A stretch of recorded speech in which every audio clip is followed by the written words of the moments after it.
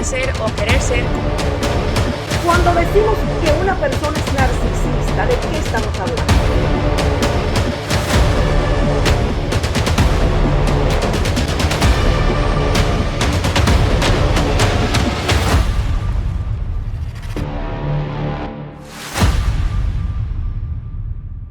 Damos gracias a Dios por permitirnos estar una vez más con ustedes. Y esta vez, después de una gran demanda que hemos tenido con el tema del narcisismo, hemos querido hacer una segunda entrega o una tercera quizás también. Y la psicóloga Mónica Mejía está de invitada una vez más, porque definitivamente, Mónica, esto ha sido un tema, la verdad, que ha surtido mucho interés en las personas.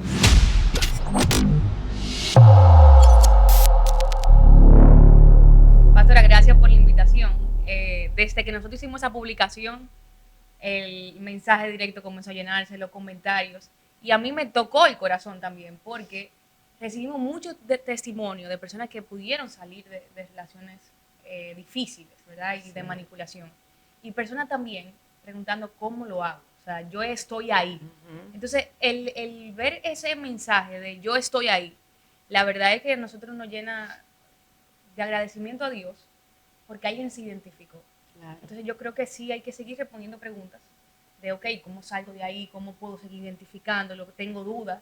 Y desde esas dudas, pues nosotros podemos seguir hablando del tema. Así que agradezco la invitación otra vez. Claro, definitivamente tenemos que tomar en cuenta esta situación que acontece, porque los resultados que tuvimos nos muestran que ciertamente hay muchas personas que están siendo víctimas de relaciones de este tipo. Y qué bueno que hay personas que Dios ha preparado, que se han capacitado para poder traer respuestas y decirles que no están sin salida, que sí hay salida de alguna forma ante situaciones tan difíciles como estas. Y tú sabes, Mónica, que hablando del tema, venía a mí el versículo y se los quiero leer, quiero que me lo permitan un momentico, que Pablo le escribe a Timoteo en 2 de Timoteo 3. Dice, pero debes saber esto, que en los últimos días vendrán tiempos difíciles, porque los hombres serán amadores de sí mismos, avaros, jactanciosos, soberbios, blasfemos,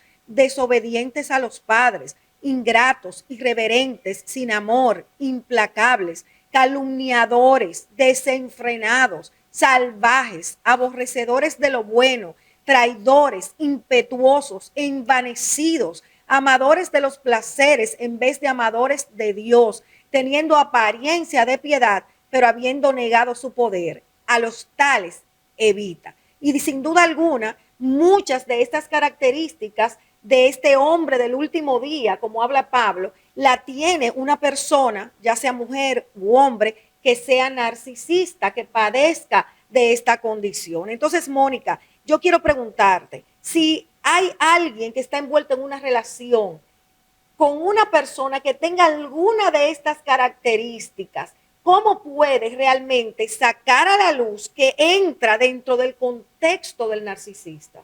Bueno, para poder identificar un narcisista es algo muy interesante, porque fíjate que tenemos mucho tiempo hablando de cómo identificarlo y todavía falta información. O sea, es un personaje interesante y el análisis de esa personalidad.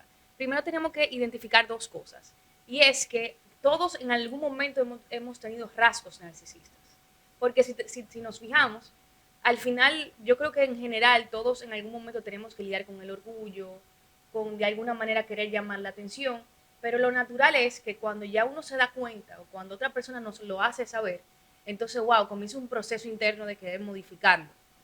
Y hay otro fenómeno que es el trastorno de la personalidad narcisista. Y yo quiero que nos enfoquemos en eso, porque hay un porcentaje de la población que tiene este trastorno. La mayoría de los hombres, pero hay mujeres también, y que es difícil identificarlo. La pregunta es por qué. Y eso también va a responder el cómo lo puedo identificar, si es una pareja, si es un jefe, si es un amigo, un hijo, también puede ser. Primero, sobre todo cuando comienzan una relación, podemos darnos cuenta que en su primera etapa hay un bombardeo de amor. O sea, a la otra persona lo enaltece. De repente son los que te dan muchos regalos, que tú dices, wow, qué intenso. Ojo con eso. ¿Por qué tan intenso? las ganas de demostrarme su amor si apenas nos acabamos de conocer? Ya luego comienza esta persona a necesitar y a exigir ser el centro de atención. Comienza a molestarle, va pasando el tiempo y uno se va dando cuenta, cuando el otro es el centro. Si tú estás hablando mucho de una persona, nombras, por ejemplo, a una amiga de usted y comienza a esa persona a molestarla. ¿Por qué tú hablas tanto de ella? ¿Por qué tú te estás juntando tanto con esa persona? Y de repente esta persona también comienza a acabar y a criticar todo lo que sea tu familia, tu trabajo, y eso te va a ti diciendo, oye, por amor yo tengo que alejarme de estas cosas. Y entonces en ese ámbito entraría la necesidad de admiración que tiene el que padece de ese trastorno. Totalmente. Porque para una persona, para un narcisista, unirse con otra y hacer una relación, aquí tiene que haber dos cosas. El narcisista o la narcisista y el codependiente o la codependiente. O sea, una persona que sea sumisa y que sepa, como se dice, ¿verdad?, halagar al narcisista o a la mujer narcisista. Y hay una relación ahí, ambos, de dependencia. Y en el fondo el que padece este trastorno no tiene inseguridad. Esa es una pregunta muy interesante y yo creo que es producto de muchas investigaciones que nosotros podemos entender. Para eso quiero hablar de otra cosa. ¿De dónde surge una personalidad narcisista? De que esa persona en su origen, en su niñez, es inseguro. Bueno, creo que lo podemos analizar en dos perspectivas. La primera perspectiva es donde hay una sobreestimulación de la autoestima. O sea, esa persona fue criada con unos padres que todo el tiempo lo hacían sentir que él o ella era una estrella de la sociedad. Eso pasa mucho, por ejemplo, en el caso de hijo único o el único varón, pudiese pasar eso. Sobre todo en una sociedad lamentablemente machista, ¿verdad? Donde hay mujeres y el hombre, eso suele pasar mucho, ¿verdad? El hombre es elogiado y el hombre no hace responsabilidad en la casa y hay que servirle al hombre. Entonces, ahí vemos que aparece una persona desde muy niña o muy niño que le podemos llamar el hijo o la hija trofeo. ¿Verdad? Todo es mi hijo, mi estrella, el que más brilla, la que más brilla, nadie se compara a ti. Obviamente ese ego, esa autoestima o esa percepción va a estar sobredimensionada. Y yo me acostumbro que a mi identidad existe porque hay otra persona que me está diciendo, tú sí eres una estrella, y yo me lo creo. Pero hay otra perspectiva, que creo que son las dos razones, las causantes de cómo sale una personalidad narcisista, es que esta persona ha sido desde muy niño o niña pisoteado. Padres ausentes, nadie le reforzó la autoestima, nadie nunca le dijo que estaba bien, pasaban escasez de afecto, de amor, inclusive hasta económicas, hasta llegar a sentirse miserables. Entonces, ¿qué pasa? Buscan una manera desadaptativa y no sana, ¿verdad?, de compensar la inseguridad. Es como que yo valgo y yo puedo. Exactamente. Entonces vemos en la adultez una persona que todo el tiempo está así, creyéndose como yo digo, su película, como si fuese de personaje de película y que todo el mundo tiene que servirle. Pero viene de compensar una inseguridad y una base muy frágil en la identidad de ese niño o de esa niña en su momento.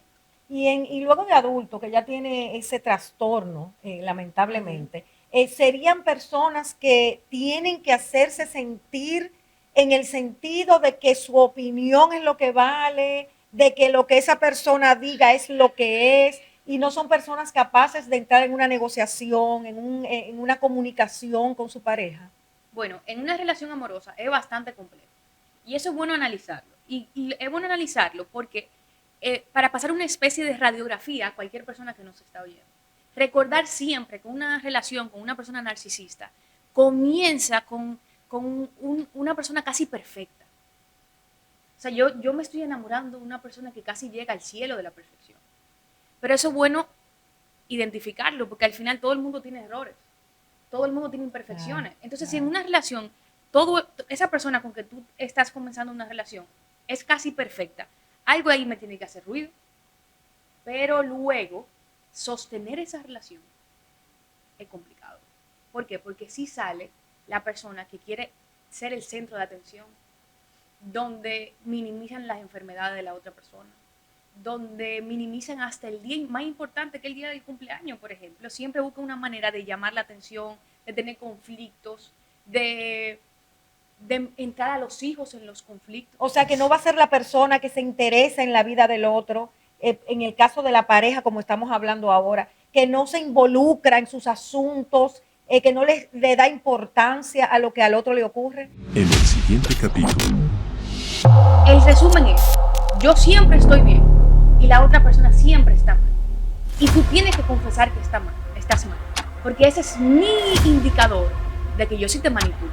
Te hice creer Que estabas mal y que eres infeliz. Es imposible que una persona con este trastorno pueda realmente amar a otra. Tu trabajo es manipular y volver inferior a la otra persona. Eso nunca va a ser. El narcisista tiende a ser o a querer ser como... Cuando decimos que una persona es narcisista, ¿de qué estamos hablando?